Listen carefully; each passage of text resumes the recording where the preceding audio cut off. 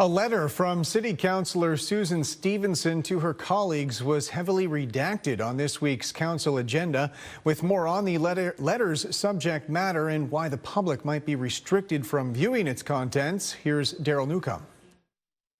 Why it had to be so heavily redacted. Councillor Susan Stevenson shocked that only 2 sentences of her letter to council colleagues remained unredacted on the public agenda of this week's council meeting. She tells CTV News the letter explained that the Integrity Commissioner dismissed 2 complaints that she violated the Code of Conduct. Those complaints had received widespread attention in the news and on social media, but the Integrity Commissioner decided they didn't warrant a full investigation. So she feels her exoneration letters should become part of the public record. I had received reports vindicating me completely on 2 very critical and important complaints, and I received letters from the Integrity Commissioner that are in no way marked confidential.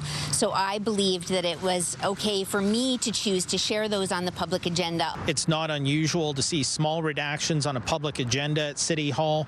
Typically, it's contact information of a member of the public who has submitted an email or a letter.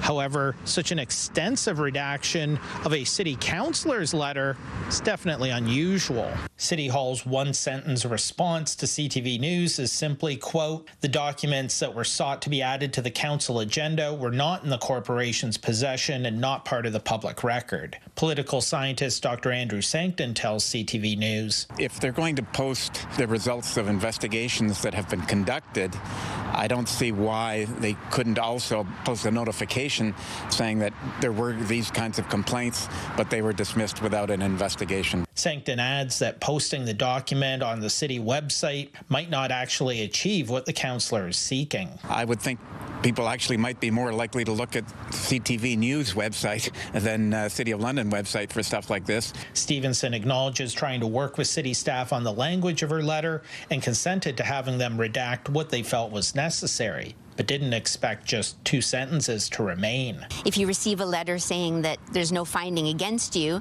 and I'm not even allowed to share it on the public agenda at council, then it makes it very difficult to, quite frankly, clear my name. Stevenson has yet to decide if she'll publish the unredacted letter on her social media. Daryl Newcombe, CTV News.